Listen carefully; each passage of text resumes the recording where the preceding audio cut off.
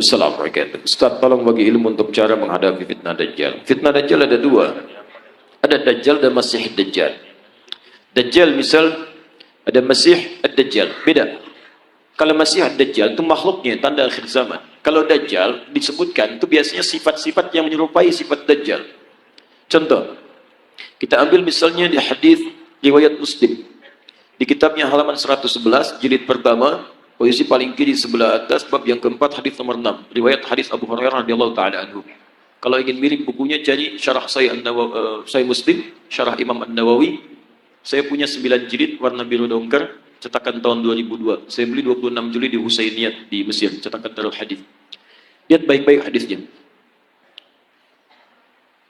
Sayati akan datang alaikum pada kalian semua fi akhir zaman, di akhir-akhir masa kehidupan, dajjaluna kadzabun. Disebutkan dajjal, jamak lagi bentuknya. Para dajjal, kadzabun yang terbiasa berdusta. Baik, apa dustanya? Ternyata bukan urusan dunia. Kalau dusta urusan dunia, zaman jahiliyah juga sudah ada. Coba lihat, orang jahiliyah dusta, makanya turun ayat wailul lil mukadzibin, celaka para pendusta.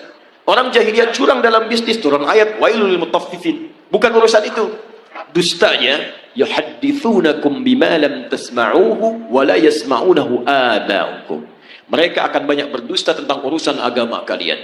Mereka pandai bicara kepada kalian, menyampaikan sesuatu yang kelihatan benar, padahal itu begitu mengagetkan. Keluar dari tuntunan agama. Jangankan engkau yang kaget saat mendengarnya, orang dulu pun kalau ikut dengar, ikutan kaget. Ikutan kaget. Nah teman-teman, di antara makna Dajjal itu membuat fitnah. Fitnah yang mengeluarkan orang dari keyakinan kepada Allah Subhanahu wa taala. Nah, ada kata Allah, itu bukan bentuk Dajjal aslinya, tapi sifat-sifatnya.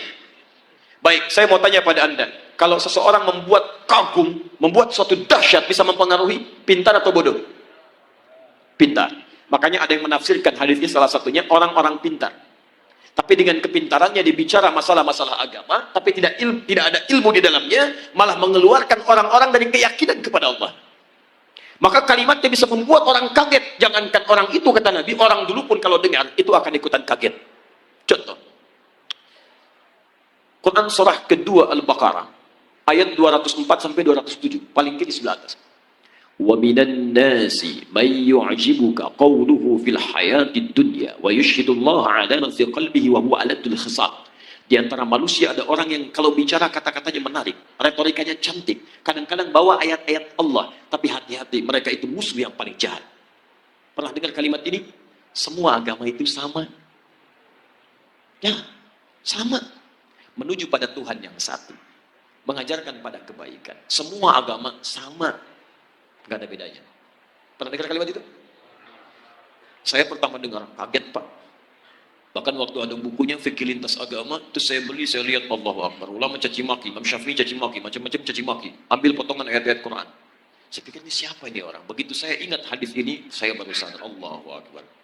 Kita bermohon kepada Allah kebaikan. Jangankan kita, kalau orang dulu termasuk jahiliyah dengar kalimat ini, ikutan kaget Pak. Saya kasih contoh begini. Dulu, beberapa utusan pemuka datang pada Nabi malam-malam. Kata mereka, ya Muhammad SAW, kita memang beda. Lihat kalimatnya, kita memang beda. Mereka sebodoh-bodohnya orang jahiliyah masih ngaku kita beda. Hanya perbedaan kita tidak harus menjadikan kita berselisih. Gini aja deh, kami malam ini nyembah Tuhan kamu, kamu besok nyembah Tuhan kita. Setelah kalimat ini keluar, turun satu surah, Qul ya ayyuhal kafirun. Katakan, hei orang-orang kafir. Kafir itu dari kata kafar. Kafar diserap ke dalam bahasa Inggris di kafir. Ya, bahasa Inggris banyak yang mengambil dari bahasa Arab. Gula, sugar, dari sukar. Kopi, kafi. Kahwah, dari kahwah. Kucing, cat, dari kittun. Kittun, itu kucing rumahan. Ya, kittun. Kalau kucing liar, hurrah.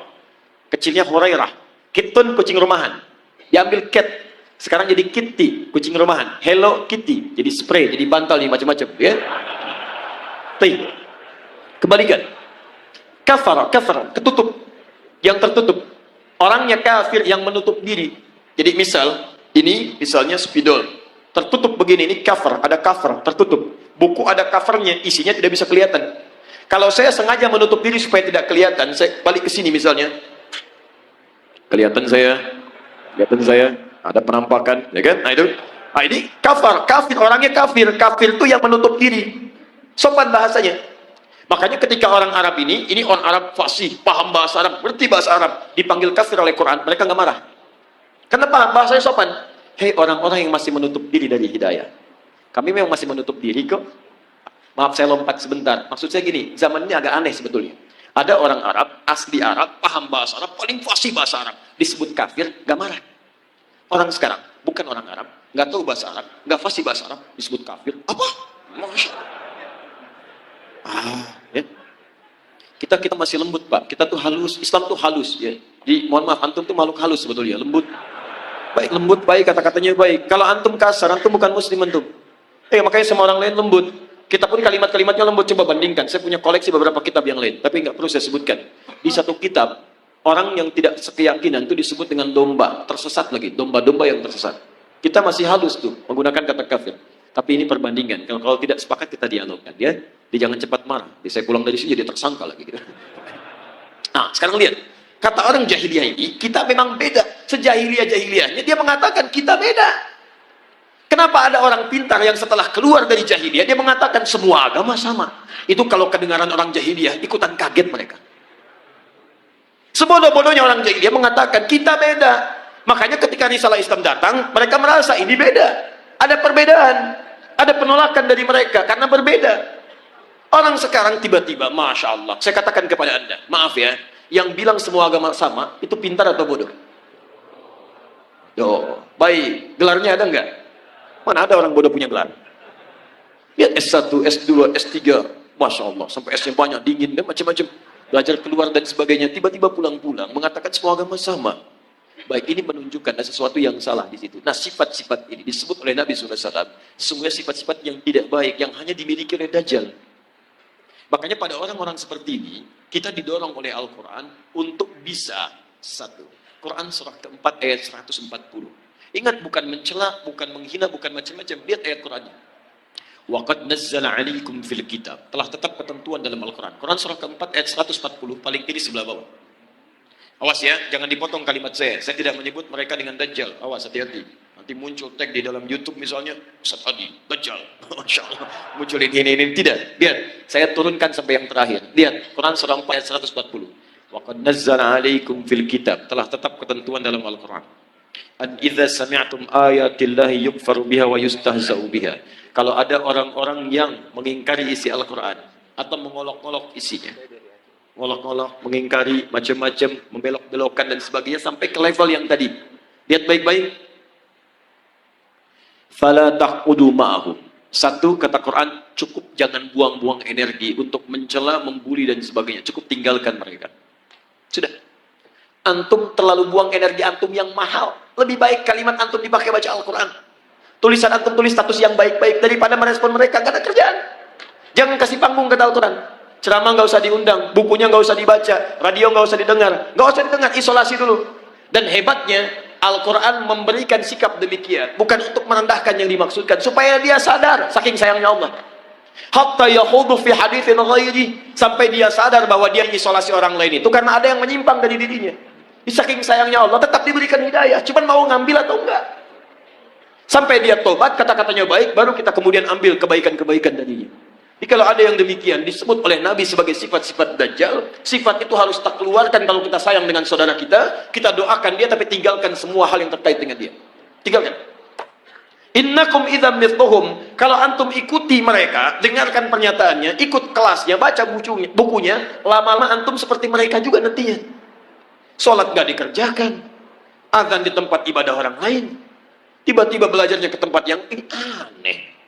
Negara kita itu menjamin kemerdekaan tiap-tiap penduduk untuk beribadah. Kita harus hormati yang lain. Cuman di Islam gak boleh ada kaidah, jangan paksa. Quran surah 2 ayat 256 paling kiri sebelah bawah. La ikraha fid din.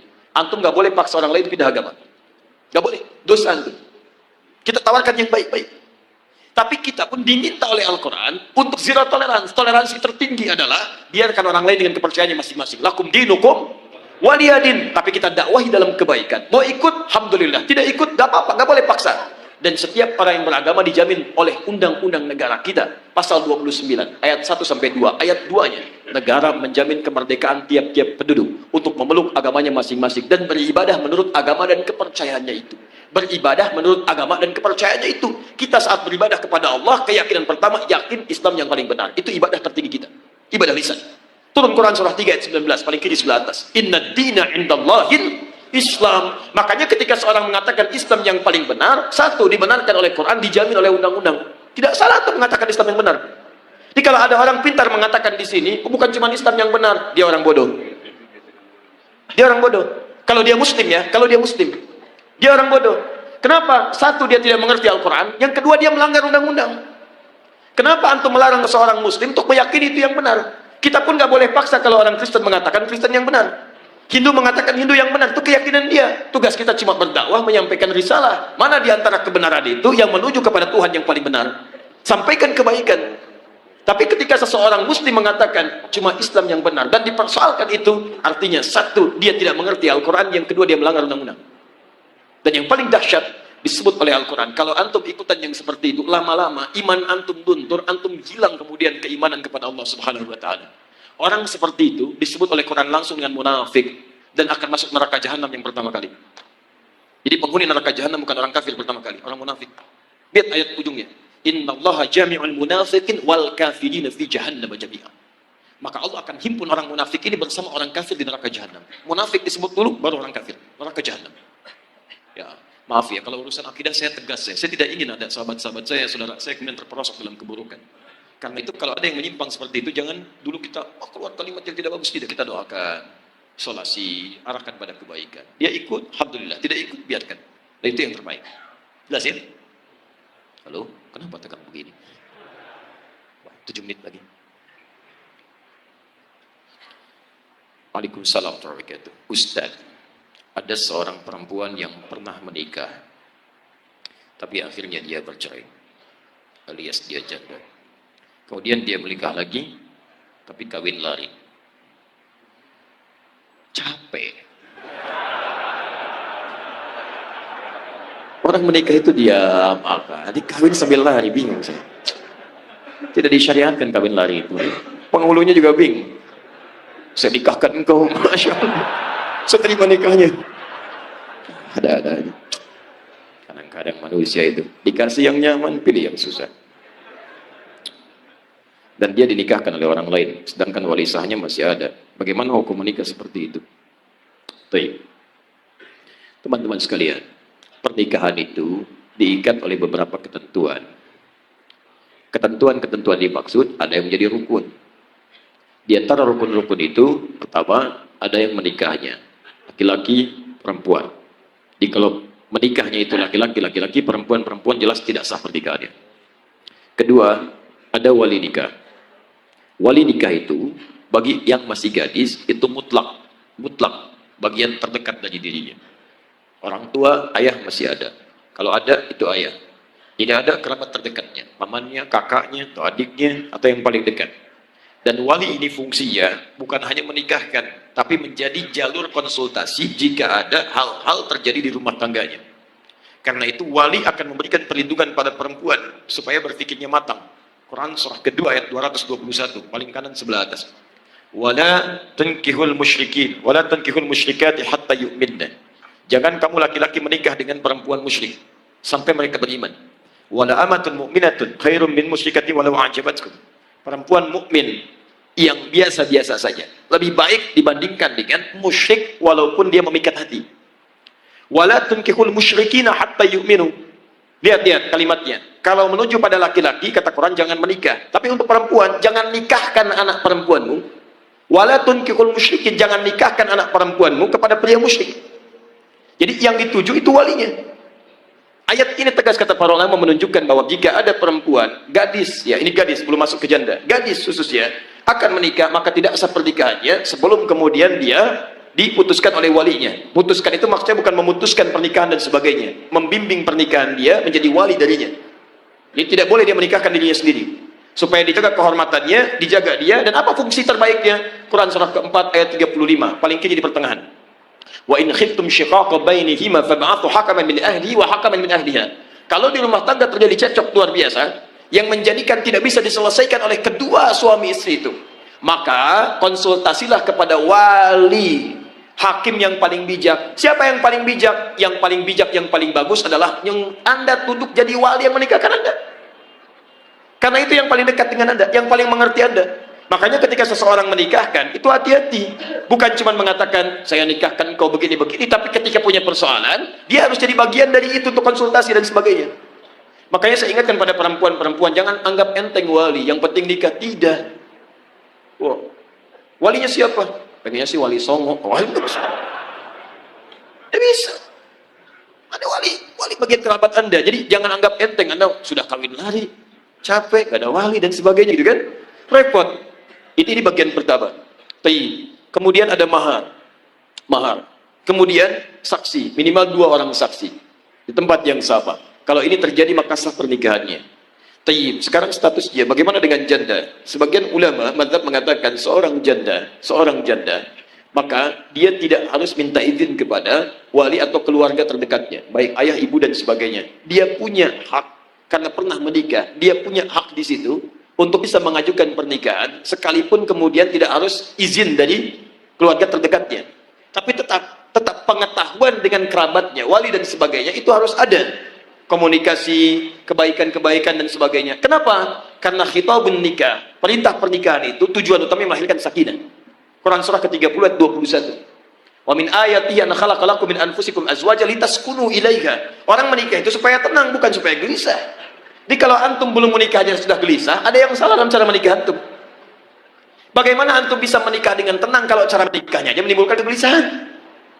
Makanya sekalipun para perempuan yang sudah pernah menikah punya hak misalnya secara pribadinya untuk dia bisa menikah dengan yang dia pilih, tapi tetap tidak mengurangi 2 hal. Dia harus berkonsultasi, dia tanyakan, dan dia minta perwalian. Jadi tidak menggugurkan hak walinya.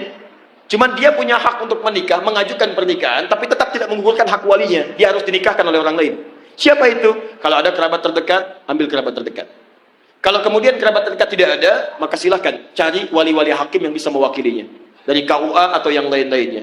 Tapi maaf sekali lagi, kalau terjadi pernikahan yang seperti tadi, nikahnya sah kalau rukunnya terpenuhi, tapi dia bermaksiat kepada Allah Subhanahu wa taala. Nikahnya sah, tapi dia bermaksiat kepada Allah Subhanahu wa taala.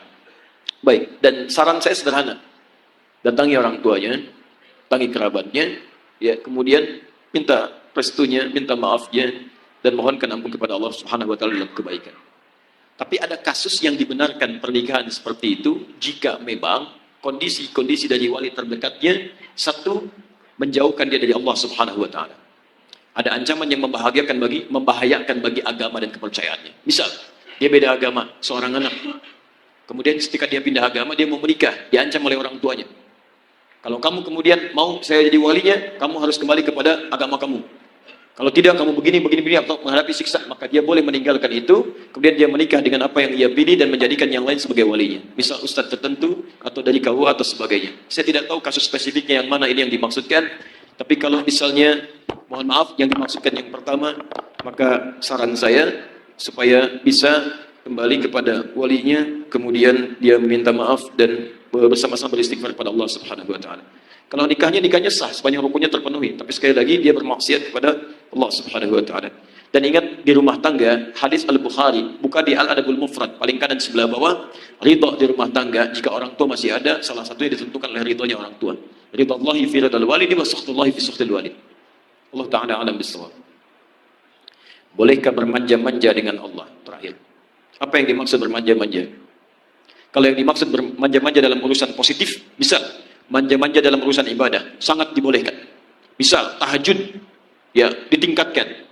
Bahkan selevel Utsman bin Affan radhiyallahu taala anhu, menantu Nabi, orang paling kaya, asetnya ada sampai hari ini, menikah dengan 2 putri Nabi, satu meninggal, nikah lagi dengan satunya lagi. Kemudian orang paling pemalu, kata Nabi, malaikat Jibril malu melihat Utsman radhiyallahu taala anhu. Tapi Masya Allah, kekayaan, status yang tinggi di surga bersama Nabi tidak mengurangi kemuliaan beliau di hadapan Allah Subhanahu wa taala. Kata Imam An-Nawawi dalam kitabnya At-Tibyan fi Adab Hamalatil Quran, cetakan Darul Kutub Al-Islamiyah warna merah marun halaman 38, paragraf pertama, baris 1 sampai 2 paling kanan sebelah atas. Kata Imam An-Nawawi, kalau malam-malam bermanja-manja dalam tahajudnya sampai bisa tahajud khatam Al-Quran.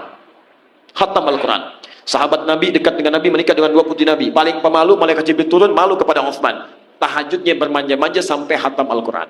Antum sahabat Nabi bukan, dekat dengan Nabi bukan, tidak menikah dengan putri Nabi. Kekayaan antum tidak sekaya Uthman. Malaikat turun, tidak malu melihat antum. Masya Allah. Coba lihat tahajud antum. Baca Al-Quran, lihat sahabat-sahabat Nabi. Ya, ada yang lain, misal Abdullah bin Mas'ud ketika baca Quran bermanja-manja dengan bacaan Qurannya. Sampai ketika nikmatnya baca Quran, malaikat turun, bergerak, angin, tiup kencang, badai. Tiba-tiba Masya Allah, beliau diam, baca, gerak lagi. Bingung, datang pada Nabi, diadukan. Atan Nabi SAW. Apa kata Nabi? Atadri, tahukah engkau, ya Abdullah, ketika engkau sedang baca Al-Quran, saking bagusnya bacaan Quranmu, turun malaikat ingin mendengarkan bacaan Quranmu. Banyak yang turun, banyak turun. Masya Allah. Bermanja-manja dengan bacaan Al-Qurannya. Karena itu, seperti Abdullah bin Mas'ud, cuma satu di muka bumi. Bayangkan kalau semedan, baca Quran seperti Abdullah bin Mas'ud. Hancur semua medan ini. Turun malaikat. Makanya saat antum baca Quran, gak ada yang turun malaikat. Cuma dicatatkan pahala antum insya Allah. Jadi silahkan bermanja-manja dalam urusan positif, tapi manja-manja dalam maksiat itu yang kita jauhi. Di maksiat antum jauhi. Allah tidak sukai. Mulai hari ini, ayo kita kembali pada Quran. Jadi orang baik dari ujung kepala sampai ujung kaki, dan itu insya Allah mengantarkan kita ke surga bersama keluarga kita. Ya, saya tidak ingin dengar ada pengusaha dari sini jadi tidak baik. Baik, jangan terima hal yang tidak benar. Masuk ke ruang kerja, ada tiba-tiba uang, Pak, 10 juta Pak. Dari mana? Ya, untuk Bapak lah. Maaf, tangan saya sudah baik. Jari tahiyat saya tidak akan pernah menerima maksiat. Ambil. Masya Allah. Pak, 100 juta Pak. Ya, saya istikharah dulu. Masya Allah tidak. Semua baik. Cukup ya? Ya, sudah jam 8 ini ya. Ada hak dari ustaz-ustaz lain untuk meneruskan. Saya kira saya cukupkan dulu teman-teman sekalian. Saya mau infokan barangkali satu. Saya bersyukur pada Allah dengan kehadiran kita semua. Dan tolong tunjukkan keteladanan Islam yang baik. Pulang dari sini tertib yang rapi. Jangan ganggu orang-orang lainnya. Bantu dari peran pemerintahan ya, dari polisi, dari TNI, macam-macam. Supaya kerja mereka juga kita ringankan. Itu sedekah dalam kebaikan kita. Yang kedua, saya berpesan, ayo kita berubah. Boleh hari ini jadi lebih baik insya Allah. Ya, karena itu, siapapun ustadz yang mengajarkan kebaikan, ambil ilmunya. Kalau ada yang tidak mendekatkan pada Allah, tinggalkan, termasuk saya. Kalau apa yang saya sampaikan tidak membuat Anda dekat dengan Allah, tinggalkan saya. Ambil pendapat ustaz-ustaz lain lebih baik. Dan tinggalkan segala perselisihan dan sebagainya, karena itu tidak akan meningkatkan status derajat antum kebaikan di hadapan Allah Subhanahu wa taala. Ambil ilmu ustaz lain, dapatkan kebaikannya dan tinggalkan segala yang buruk. Insya Allah antum lebih dekat dengan Allah Subhanahu wa taala. Ustaz, Waalaikumsalam warahmatullahi wabarakatuh. Wah, ini pertanyaan untuk Ustaz Khalid, kenapa disampaikan kepada saya? Assalamualaikum Ustaz Khalid ya. Baik, khair insyaallah. Saya titipkan jawaban untuk Ustaz Khalid ya.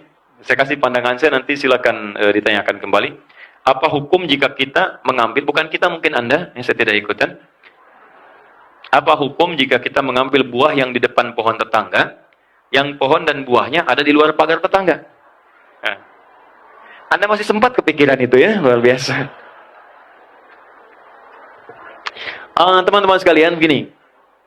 Yang pertama, bagi pemilik pohonnya, jika Anda yang di luar, pertama, hukum fikih.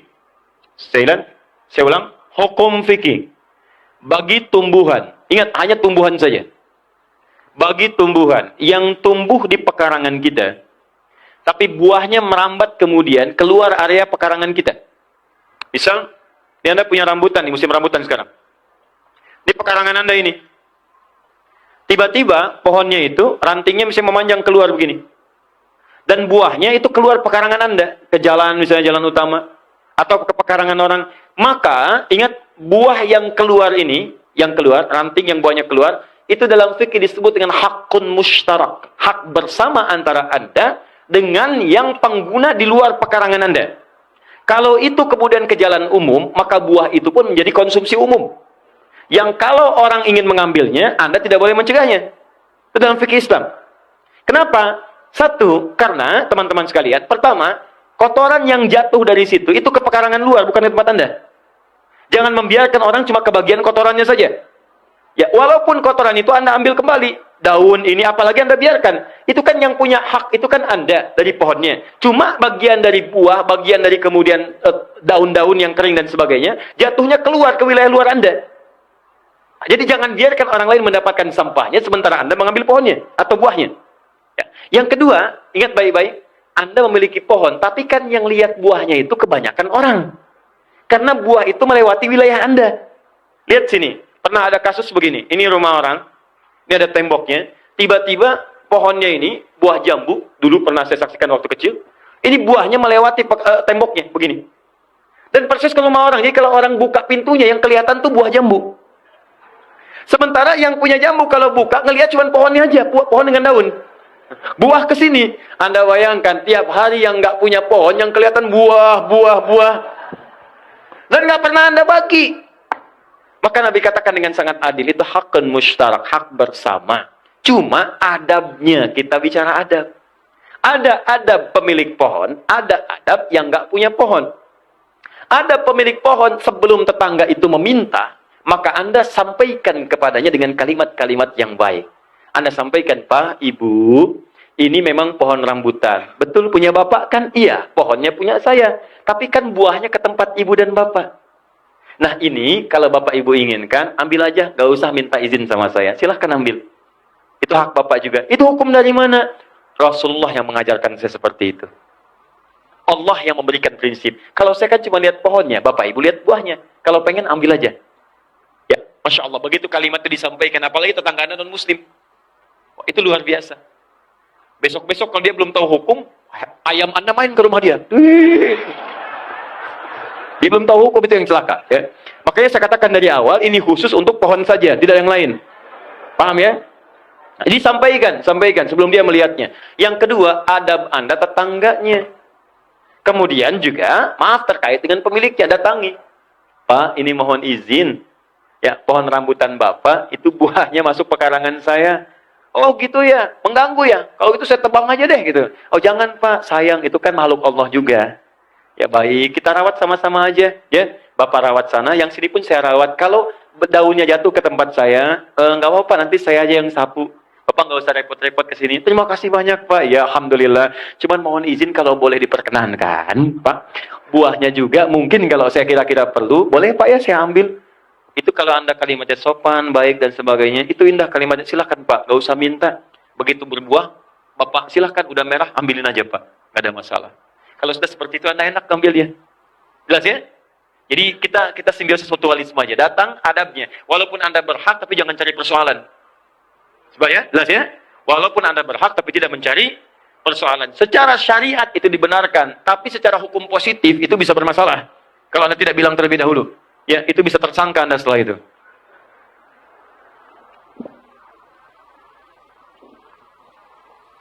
Maka mohon izin bagi yang menanam tumbuhan, ya kita paham-paham aja. Kalau Anda tanam kemudian teman-teman sampai buahnya keluar, berarti Anda sudah meniatkan untuk berbagi dengan orang. Dan jangan marah kalau ada orang ngambil. Ya, jelas ya? Ya kalau mau tanam di tempat Anda, pekarangan Anda. Jangan biarkan keluar. Begitu keluar, tutupin. Keluar, tutupin. Ayo tarik tuh dahan pohon.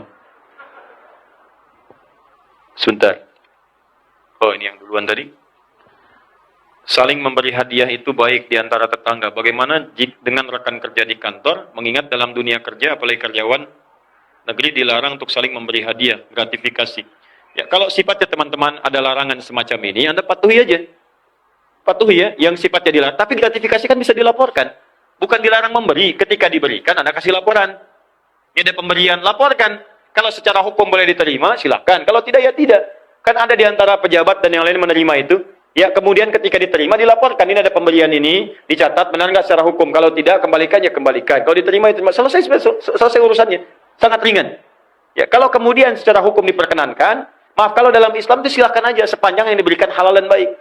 Silahkan berbagi, silahkan hadirkan kemuliaan, hadirkan kesenangan, silahkan. Tapi kalau ada kemudian indikasi dengan pemberian itu, ada motif-motif lain, itu pun jangankan sekarang, dari zaman Nabi itu pun harus dilaporkan. Contoh, Nabi SAW itu pernah kedatangan sahabat. Mereka sedang jalan-jalan, dipanggil oleh seorang dari utusan kepala suku. Kisahnya lewat ke tempat itu, kepala sukunya tersengat kalajengking. Ya, kalajengking Arab, Anda bayangkan pada saat itu. Jadi, setelah mereka lewat, terkena kalajengking, nggak sembuh-sembuh. Tabib didatangkan. Disusul itu rombongan sahabat itu. Tadinya diacukan. Begitu kemudian nggak ada yang bisa menyembuhkan, disusul. Saat disusul itu, kemudian mereka ditanya, siapa yang bisa menyembuhkan? Ketua suku kami sakit. Satu di antara mereka mengangkat tangan mengatakan, insya Allah. Bukan mengatakan saya yang menyembuhkan, tapi insya Allah. Jika Allah berkehendak. Maka dibantu, dibacakan Al-Fatihah. Sekali baca, nggak ada yang lainnya. Dibacakan, sembuh pada saat itu. Begitu sembuh, diberikanlah hadiah banyak kambing. Saat diberikan itulah kemudian, apa yang paling menarik? Mereka nggak makan langsung kambingnya. Dibawa ke Nabi untuk dilaporkan. Khawatir gratifikasi dari ayat Quran. Dibawa tuh. Dilaporkan ke Nabi, ya Rasulullah, tadi kami ada kejadian begini. Kemudian diberikan hadiah kambing. Apakah hadiah ini halal kami makan? Itu menarik tuh. Kami diminta bantu begini. Kami kemudian bacakan ayat-ayat Quran seperti ini. Lalu setelah itu sembuh, diberikanlah hadiah kambing. Apakah halal kami makan ini? Luar biasa. Apa kata Nabi? Tahu dari mana kalian kalau itu bisa digunakan sebagai ruqyah? Itu halal. Ayo silakan makan dan berikan bagian kepada saya. Maksud Nabi itu, ayo kita nikmati bersama untuk mencontohkan bahwa itu boleh. Takutnya kalau Nabi nggak makan, takut ini benar-benar belum halal. Paham ya? Maka Nabi kemudian menikmati itu bersama mereka untuk menunjukkan itu boleh. Jelas sampai sini? Nah, kalau kemudian teman-teman sekalian, ini menunjukkan dalam hukum itu, jika Anda diberi hadiah karena pekerjaan dan sebagainya, kalau itu tidak ada motif-motif untuk melapangkan itu, memudahkan, atau motif yang lain yang tidak dibenarkan secara hukum, maka kalau Anda kerjakan dengan benar, boleh Anda menerima itu. Misal dikasih bonus, oleh konsumen dikasih ini, kasih itu. Tidak ada tujuan yang lain. Diberikan aja. Dan legal secara hukum, maka terima, sah. Tapi kalau Anda memberikan untuk orang dengan tujuan supaya proyek dimudahkan, dapat jalan-jalan keringanan di situ, maka itu yang dilarang. Ya, maka ar-rashi wal murtashi finnar. Yang nyogok dengan yang disogok, dua-duanya ke neraka. Paham? Ya, saya kira 5 menit lagi, saya coba jawab. Waalaikumsalam warahmatullahi wabarakatuh. Ustadz, yang mana yang harus didahulukan ketika kita sedang dalam perjalanan di jalan tol dan kita tidak menemukan rest area? Sementara waktu subuh sudah mepet, jam 6 misalnya. Jam 6 bukan waktu subuh, Bu. Udah lewat subuh. Baik.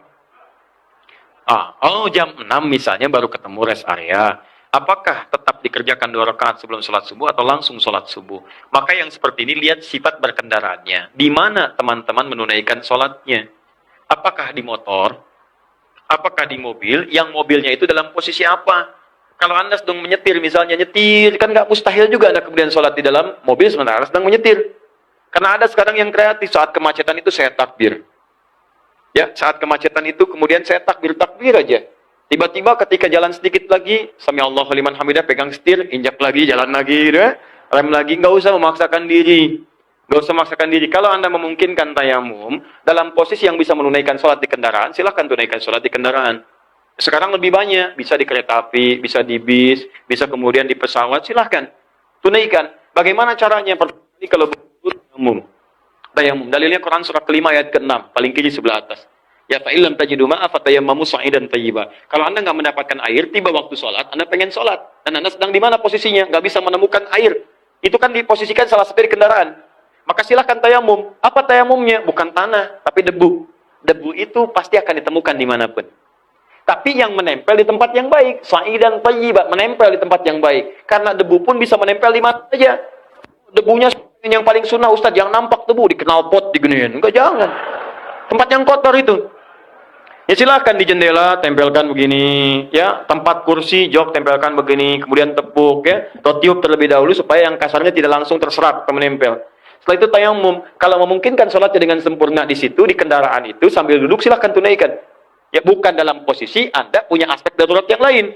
Darurat yang lain seperti misalnya apa? Sedang mengendarai kendaraannya. Atau kondisinya pakaian Anda kena najis yang belum bisa dibersihkan. Atau kondisi yang kedua, Anda memang temannya yang nyetir, tapi posisi kendaraannya tidak memungkinkan menunaikan sholat dengan sempurna, walaupun sambil duduk.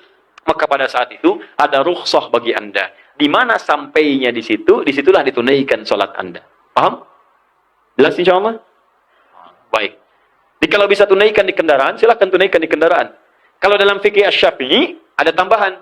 Di kendaraan itu ditunaikan sebagai takriman, ya, di tauqitis sholat. Sebagai penghormatan kepada tibanya waktu sholat. Begitu tiba lagi di tempat yang Anda tenang, Anda tunaikan lagi sholatnya untuk mengulang yang tadi. Itu di fikih Asy-Syafi'i. Tapi di jumhur yang lain, Anda tunaikan sudah sah sholatnya. Sah sholatnya karena sesuai dengan ketentuan dan hadis-hadis Nabi SAW. Mana yang paling utama dalam kondisi ini? Lihat ketentuannya. Kalau memang memungkinkan di kendaraan, yang paling utama tunaikan sholat di kendaraan. Karena hadis Nabi mengatakan, awas, yang paling utama as-sholatu ala waktiha. Bertanya seseorang kepada Nabi, ya Rasulullah ma'abar, apa amalan yang paling bagus untuk saya kerjakan? Kata Nabi, as-sholatu ala waktiha. Sholat tepat pada waktunya. Orang lain bertanya, ya Rasulullah man abar, Apa amalan utama yang harus saya kerjakan kepada Nabi? Kata Nabi, lihat, birrul walidain, bakti kepada kedua ibu bapamu. Bakti pada kedua ibu bapamu. Umuka, ibumu. Ada pertanyaan, kenapa pertanyaannya sama, jawabannya beda? Karena yang pertama itu ke ibu bapaknya bagus, cuman ke sholatnya suka ditunda. Yang kedua, teman-teman sekalian, sholatnya bagus, kerjakan tepat pada waktunya, cuman ke ibu bapaknya kurang bagus. Maka perhatikan Nabi, dengan bimbingan dari Allah, satu pertanyaan jawabannya bisa beda. Ya, maka yang tadi itu jadi inspirasi untuk kita. Kalau Anda di kendaraannya bisa menunaikan dengan baik, maka itu yang paling utama. Kalau tidak menunaikan, tidak dengan sempurna, tidak ada kesempatan, maka saat tiba di tempat Anda istirahat, tunaikanlah di situ dengan sempurna. Jelas ya? Baik. Ingat kaidahnya, ad-daruratu tubihul mahdharat. Hal yang darurat membolehkan yang dilarang. Bahkan yang halal itu bisa berubah jadi haram, yang haram bisa berubah jadi halal dalam kondisi yang sangat darurat. Ya, terutama yang haram itu langsung bisa naik status jadi yang halal untuk sementara, bukan seterusnya. Jelas? Baik. Contoh seperti Anda ke Cina misalnya dan seterusnya, ya ke daerah yang sangat pinggir tidak menemukan ayam, kambing yang halal, adanya babi misalnya. Ya maka pada saat itu boleh Anda makan bagian dari daging babi itu. Ya, masak. Kemudian bukan cari kenyang, tapi cari untuk menutup rasa lapar. Sambil mencari lagi, kemudian hal-hal yang halal. Begitu Anda daging ayam, maka kemudian babi harus Anda tinggalkan dan beralih kepada makanan yang halal. Plus, bagaimana jika kita bertetangga dengan non-muslim tetapi ia memelihara binatang yang membuat keluarga saya tidak nyaman, tetapi merasa tidak enak kalau menegur karena dia pecinta binatang? Datang pada RT setempat. Datang pada RW setempat. Ya sampaikan, karena itu yang punya wewenang. Sederhana sebetulnya, datangi, sampaikan. Ya, dan berakhlak dengan baik. Berakhlak dengan baik. Jelas ya?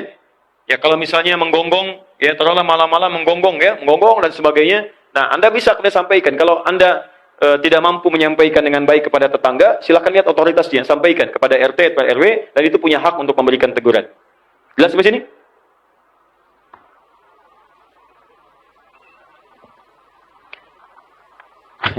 Tapi kadang-kadang ada yang juga ingin memberikan pelajaran serupa, ya. Begitu menggonggong direkam suaranya dengan suara yang sangat kencang. Besok malamnya anjingnya diam, gonggong rekamannya diputar kencang. Begitu tetangganya datang, "Pak, berisik tahu." Ini kan suara anjing Bapak kemarin saya rekam lagi. Saya tinggal di apartemen yang bahkan jarang saling mengenal tetangga sebelah. Bagaimana dan adab apa yang harus saya lakukan mengenai hal ini ya Ustaz? Ya kenalan. Selesai. Ketuk pintu rumahnya, ya, antarkan makanan kepadanya. Selesai. Bukankah hadis mengatakan jika Anda masak makanan baunya sampai ke tetangga Anda, bagi dia walaupun cuma pintar hafal kuahnya. Ya kan? Masak makanan kalau ingin kenalan, ketuk pintunya, begitu dibuka. "Maaf Pak, Ibu, ini saya ada sedikit makanan, barangkali bisa mencicipi." "Oh iya, mohon maaf ya, selama ini kita belum kenalan." Kenalan. Ya, tak kenal maka ta'aruf. Bukan setiap kenal harus sayang. Ibu kenal dengan suami tetangga, masa harus sayang? Tak kenal maka ta'aruf. Dalilnya Quran surah ke-49 ayat 13. Ya ayuhan nasu inna khalaqakum min dzakarin wa untha wa ja'alnakum syu'uban wa qabaila lita'arafu. Hai manusia, saya jadikan kalian laki-laki perempuan bertetangga, RT, RW, bahkan juga sukunya beda-beda. Apa tujuannya? Lita'arafu, supaya saling kenalan. Dengan kenalan itu saling membantu, wujudkan kebaikan. Yang paling mulia itu yang paling meningkat takwanya. Apa di antara mana takwa? Berbagi. Dari mana dalilnya? Quran surah ketiga ayat 133 sampai 134. Orang yang berbagi itu sedang berbagi. Alladzina yunfikuna fis sarai wad dharaa. Kalau bertetangga saling berbagi. Wal kadhiminal ghaidha, jangan saling marah-marahan. Wal afina 'anin nas, kalau punya salah cepat saling memaafkan. Kalau ada yang seperti itu, maka tempatnya diberikan surga seluas langit dan bumi. Orang yang hatinya lapang diberikan surga seluas lebih daripada lapangan. Ustadz, ana mau nanya. Taib, ana mau jawab. Mengenai sholat sunnah, yang bagus sholat sunnah dikerjakan di masjid atau di rumah, lalu ke masjid. Misal, sholat sunnah 2 rakaat sebelum subuh, baiknya di rumah atau di masjid. Teman-teman, ini yang paling penting. Silahkan anda cek hadis-hadis Nabi SAW tentang 2 rakaat sebelum subuh ini. Nabi itu umumnya mengerjakan sholat sunnahnya selalu di rumah. Umumnya dikerjakan selalu di rumah. Ya, jelas ya? Baik. Nah, pertanyaannya belum selesai. Awas, belum selesai. Awas, hati-hati, hati-hati. Dalam syarah Sahih Al-Bukhari, Fathul Bari. Awas, pelan-pelan. Maka diterangkan kemudian oleh Ibnu Hajar Al-Asqalani. Lihat hadisnya. Kenapa Nabi menunaikan sholat sunnahnya di rumah? Kata beliau, "Idza kana baitu qariban minal masjid." Maksudnya adalah rumah Nabi itu kan dekat dengan masjid, nempel ke masjid. Bahkan sekarang di area masjid. Maka jika rumah Anda kemudian dekat dengan area masjid, maka lebih baik tunaikan sholat sunnahnya di rumah. Supaya di rumah itu banyak tempat sujudnya, banyak zikirnya, banyak pahalanya. Tempat di rumah yang sering digunakan sebagai zikir, tempat sujud, tempat sholat, nanti tempat itu pertama akan sering didatangi oleh malaikat. Malaikat rahmat. Yang itu ada di Quran surah kedua 98, namanya Mikail. Datang dia. Yang kedua, tempat itu akan menjadi saksi di hari kiamat bahwa dia pernah dipakai ibadah oleh Anda. Jelas ya? Tapi kalau rumah Anda jauh dari masjid dan berniat menunaikan subuh di tempat yang jauh itu, maka Anda tunaikan pada saat itu sholat sunnahnya di masjid. Anda orang Kelapa Gading, ingin ikut kajian misalnya di Bekasi. Kajiannya subuh, sholat sunnahnya di sini, sholat subuhnya di sana. Kapan nyampe-nya, Ferguson?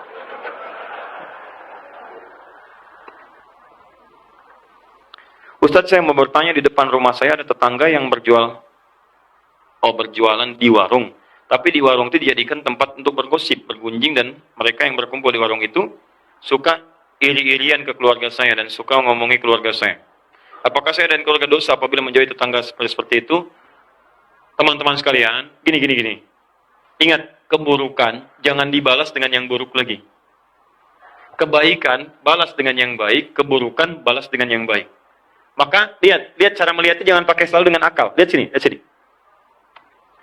Jika ada seseorang yang berbuat zalim kepada Anda, maka kaidahnya langsung mengatakan, lihat sini, kebaikan orang itu pindah kepada Anda. Kalau dia nggak punya kebaikan, nggak punya pahala, maka keburukan Anda ditransfer kepada dia.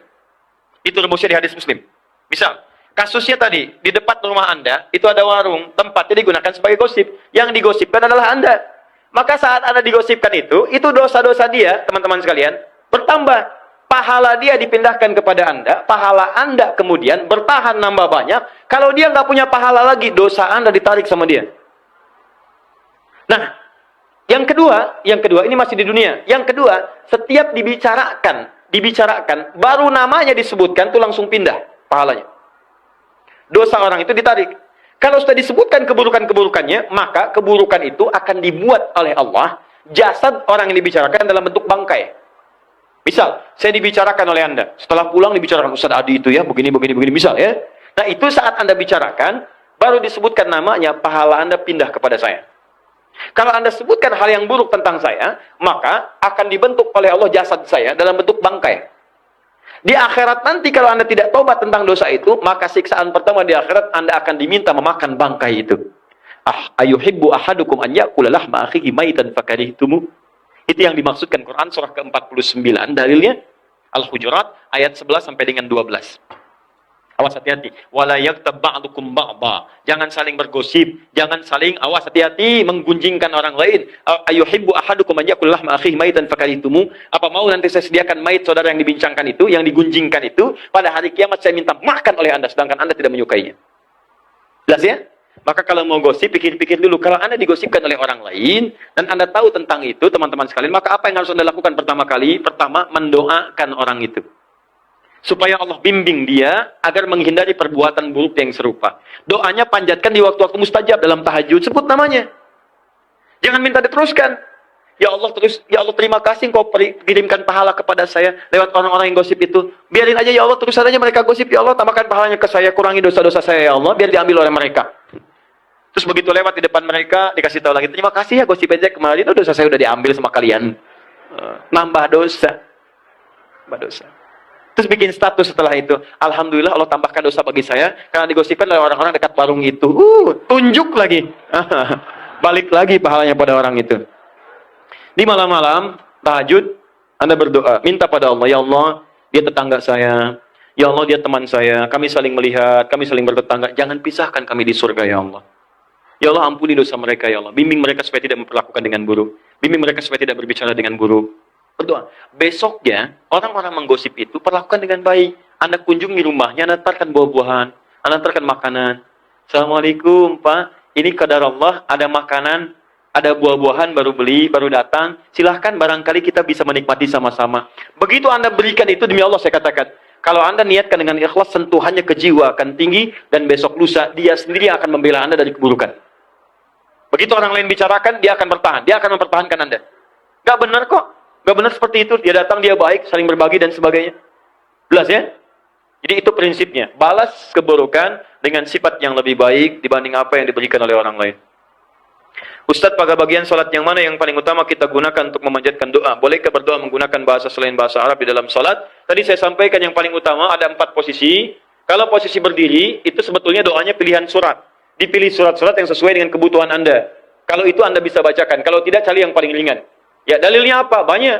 Banyak dalilnya. Silahkan cari. Di masa Nabi banyak di hadis-hadis, para sahabat itu mencari ayat-ayat yang sesuai dengan kebutuhan mereka. Misal saja. Kalau Anda misal sedang akan mengawali pekerjaan supaya dibimbing, mudah, keluar dari kesulitan, mudah dilindungi, buka Quran surah ke-17, ayat 79 sampai dengan 81. Kalau Anda sedang mengandung, misalnya kan ingin kandungan dijaga oleh Allah, lahir bayi yang baik, buka Quran surah ke-7, ayat 189. Kalau Anda baru melahirkan, misalnya kan ingin ASI-nya bagus, kemudian pembagian tugas suami istri baik, buka Quran surah ke-2, ayat 233. Kalau Anda misalnya teman-teman sakit, ya mohon kepada Allah minta disembuhkan dari penyakit. Buka Quran surah ke-26 ayat 80, Quran surah 21 ayat 83 sampai 84. Kalau Anda kemudian misalnya minta keturunan kepada Allah, ya minta mohon seperti Nabi Zakaria, boleh. Buka Quran surah ke-3 ayat 38 sampai 39. Buka Quran surah ke-19 ayat 3 sampai dengan ayat ke-15. Ada semuanya, minta silakan. Boleh. Minta. Nah, kalau tidak tahu, baca ayat yang paling mudah. Ya kata Quran surah ke-73 ayat 20, faqra'u ma tayassara minal Quran, minta. Tapi niatkan untuk kemudahan-kemudahan dalam aktivitas Anda. Dalam hati minta. Apa dalilnya? Hadisnya sahih, hadis qudsi. Qasamtu shalah baini wa baina abdi. Saya bagi 2 salat itu antara aku dengan hambaku. Idza qala al-abdu, saya berikan rahasia ya, saya serius di sini. Jika hamba membaca kata Allah, lihat baik-baik, alhamdulillahirabbil alamin. Segala puji bagi Allah Tuhan semesta alam. Qala Allah azza wa jalla. Allah menjawab, hamadani abdi, hambaku sedang memujiku. Idza qala al-abdu, kalau hamba berkata ar-rahmanir rahim, Ar-Rahmanir Rahim, kalau Allah Azza wa Jalla, Allah menjawab, asna alayya abdi, hambaku sedang menyanjungku. Idza qala al-abdu, jika hamba berkata dalam salatnya, maliki yaumiddin, Allah menjawab, majjadani abdi, hambaku sedang mengagungkanku. Sekarang perhatikan, ini rahasianya, dalam berdiri. Idza qala al-abdu, kalau seorang hamba berkata, iyyaka na'budu wa iyyaka nasta'in. Ya Allah, sekarang kami salat menyembahmu. Kami ini butuh permohonan, ya Allah. Kami punya permohonan, mohon kabulkan. Maka apa kata Allah? Qala Allah azza wa jalla. Allah langsung menjawab, hadza baini wa baina abdi. Ini perjanjian antara aku dengan hambaku. Wali abdi, kalau hambaku benar salatnya sampai di sini, benar salatnya, masalah apapun yang dia minta aku akan kabulkan. Masih berdiri. Apapun yang dia minta aku akan kabulkan. Kalau Anda meminta sesuai kebutuhan, maka Allah akan kabulkan. Itulah yang terjadi pada Nabi Zakaria. Beliau minta dalam berdiri. Di saat meminta kepada Allah dalam berdiri, langsung seketika dikabulkan. Umat Nabi Muhammad belum sholat sudah ditunggu mau minta apa. Hadisnya qudsi. Dan kisahnya diabadikan dalam Al-Quran. Jadi begitu Anda dalam Al-Fatihah itu serius. Rasakan Anda sedang berhadapan dengan Allah. Itu kuncinya dari Quran surah kedua ayat 45 sampai 46. Rasakan Anda sedang disaksikan. Rasakan Anda dijawab. Minta dengan baik. Begitu Anda mengucapkan ihdinas siratal mustaqim, siratal ladzina an'amta 'alaihim ghairil maghdubi 'alaihim waladdallin, sertakan di hati. Begitu amin, Anda minta apa sertakan. Begitu Anda mengucapkan amin, idza wafaqa taminu taminal malaika ghufira lahu ma taqaddama min dzambi. Kalau kalimat amin itu bersamaan dengan aminnya malaikat, jadi begitu amin Anda mengaminkan, malaikat mengaminkan. Kalau bersamaan kalimat itu, Anda dapat bonus, dosa-dosa Anda diampuni pada saat itu. Doanya dikabulkan, dosanya diampuni. Pertanyaan saya, dari sekian orang baca Al-Fatihah, berapa orang memanfaatkan jedanya untuk berdoa kepada Allah? Tuh. Padahal tiap hari kita salat. Berapa yang memanfaatkan jeda itu untuk berdoa? Imam berkata, ghairil maghdubi 'alaihim waladdallin. Amin. Di hati Anda sertakan, ya Allah lapangkan pekerjaan saya. Ya Allah berikan kemuliaan pada orang tua saya. Amin. Selesai. Bersama dengan aminnya malaikat. Diampuni dosa Anda, dikabulkan permintaan Anda. Kalau Anda tahu ayat-ayat yang harus dibacakan, cari ayatnya, bacakan. Terutama dalam salat malam. Itu cepat dikabulkan. Cepat. Nah, posisi yang paling bagus setelah itu sujud. Sujud. Kalau Anda tahu doanya, yang pernah dibacakan Nabi, silakan bacakan. Ada nanti doa-doa, maaf ya, pengobat rasa gelisah, doa kelancaran rezeki ada. Tapi kalau Anda tidak tahu doanya, cukup mohonkan dalam hati, tidak perlu dilafadzkan. Ini yang saya pilih, karena diikat dengan kalimat di Al-Bukhari nomor hadis 651, Sallu kama ra'aitumuni usolli. Salatlah kalian persis seperti melihat Nabi salat. Persis seperti melihat aku salat. Sedangkan Nabi belum pernah salat pakai bahasa Indonesia. Bagaimana ketika salat sunnah fajar, Di pertengahan sholat, muadzin qomat. Apakah sholat sunnahnya diteruskan atau dibatalkan? Nah ini penting. Ini saya jawab.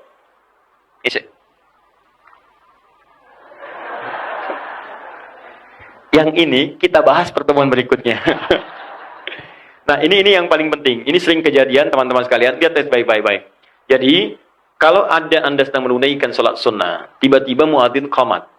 Iqamah ini, qomat singkatan dari kata iqamah. Iqamah ini isyarat untuk sholat fardu. Maka apa yang harus dikerjakan? Lihat sifat iqamahnya. Kalau iqamat itu dikumandangkan, dan Anda dalam penutup sholat sunnah, bisa sedang tahiyat, mau berakhir, maka silahkan sempurnakan sholatnya, lalu bangun Anda untuk persiapan sholat fardunya. Plus, tapi kalau Anda sedang tunaikan di pertengahannya belum sempurna, iqamat sudah berkumandang, maka kaidahnya Anda batalkan kemudian sunnah itu, dan Anda respon itu untuk persiapan sholat fardu. Nah, kaidahnya berbunyi, silahkan, lihat hukumnya. Teman-teman sekalian, apa hukum tinjauan hukum yang paling utama antara fardu dengan sunnah? Jika fardu wajib bertemu dengan sunnah, maka yang prioritas pertama kali wajib dibandingkan dengan sunnahnya. Jika sunnah bertemu dengan sunnah, maka lihat sifatnya. Ada muakkadah, ada ghair muakkadah. Kalau muakkadah bertemu dengan ghair muakkadah, maka dahulukan yang muakkadah. Tinggalkan yang sunnah adiyah, ghair muakkadah. Contoh, misal, puasa sunnah, Senin dengan Kamis, teman-teman, antum tunaikan. Kemudian bersamaan dengan puasa Arafah, jatuhnya di hari Senin. Maka niatkanlah puasa Anda yang Senin itu untuk Arafah, bukannya untuk Seninnya. Jelas? Karena itu lebih utama dibandingkan dengan yang Senin Kamisnya. Paham ya? Nah, apa konsekuensinya Ustadz? Kalau konsekuensinya ketika Anda meniatkan untuk puasa yang Arafah itu, Anda otomatis mendapatkan pahala puasa Seninnya. Ketika Anda membatalkan yang sunnahnya, ikut kepada fardunya karena alasan tadi, maka pahala sholat sunnah Anda sudah dituliskan pahalanya secara sempurna sampai dengan selesai. Dikalaupun Anda tinggalkan itu, kejar ke yang fardu, sholat sunnah Anda sudah ditulis sempurna pahalanya. Apa dalilnya? Sahih Al-Bukhari. Idza ridal abdu aw safar kutiba lahu mithla ma kana alaihi muqiman sahihan. Jika seorang hamba itu sakit atau punya ilat seperti orang sakit atau di pepergian dia tidak menunaikan amalan rutinnya karena alasan tertentu, maka pahalanya tetap dituliskan dengan sempurna. Anda bayangkan orang perjalanan aja biasa sholat sunnah, dia nggak sholat sunnah, kemudian sholat fardu, pahala sunnah yang dituliskan. Apalagi Anda yang sedang sholat sunnah dibatalkan karena ada kewajiban fardu, maka pahala sunnah Anda dituliskan sempurna. Jelas ya? Datang Anda sholat, Allahu Akbar. Begitu Anda sedang sholat, teman-teman, rakaat kedua nih, 2 rakaat sebelum subuh, tiba-tiba iqamah, Anda nggak lihat dulu jamnya. Ketika Anda sedang sholat, tinggal semenit lagi, Anda pertengahan qomat, Allahu Akbar, Allahu Akbar. Batalkan, dituliskan sempurna pahala Anda. Tapi jangan diniatkan. Sengaja datang ke masjid 1 menit sebelum qomat. Ya, begitu 1 menit sebelum qomat, baru 10 detik lagi sholat, Allahu Akbar.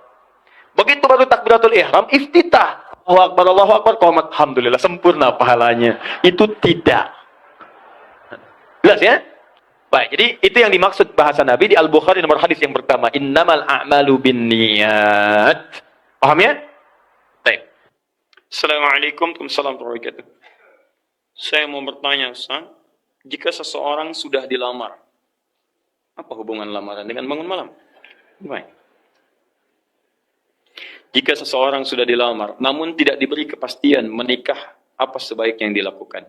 Masya Allah. Tanyakan, kapan pastinya kita menikah? Ya, selesai masalah. Sudah.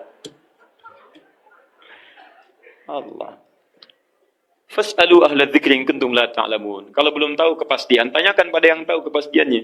Jadi begini, ini dari perempuan mungkin, saya sudah dilamar, tapi belum ada kepastian dalam pernikahannya.